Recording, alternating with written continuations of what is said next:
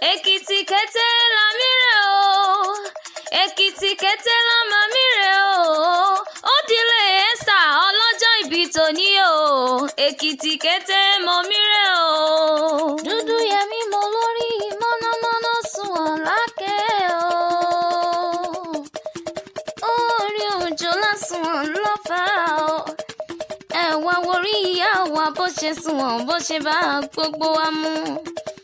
Esther Oyèbọ́lá ọmọ Afọlábí ní ṣọjọ́ òbí lónìí, aya dókítà Níyì Adébáyọ̀ tó dolóògbé lọ́jọ́ ọjọ́sí.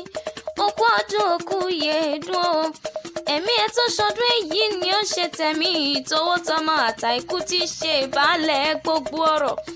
Ọmọ bàbá olóyè Sálọ́rọ̀, òkú ọdún òkú yèédún o. Màmá Adétúnjí o, happy birthday to you o. Mama Adéṣọlá o, long life and prosperity lọ́lọ́lọ́hún ọba.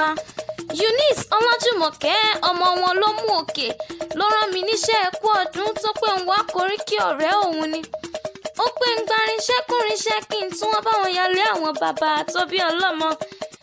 Aláṣàbí o, ẹbí Ìdó-Fábọ́rọ̀ Èkìtì náà ti gbé bí ọlọ́mọ ọmọ Àfọlábí.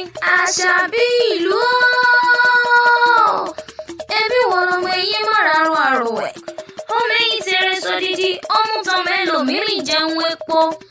Esther Oyèbọ́lá o, ìwọ lọmọ ẹlẹ́wẹ̀ obì kan mọ́rájú fín. Oyèbọ́lá o, orú pèpédèwẹ́ obìlé ọmọ olúborí àgùrọ́sù ọmọ ọ̀run ọ̀nà. Ìwọ lọmọ onídọ̀fin òróró ìbílẹ̀, òkú ọdún ọkùn yèédún o.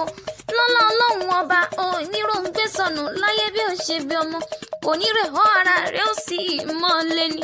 Ọmọ Afọlábí o,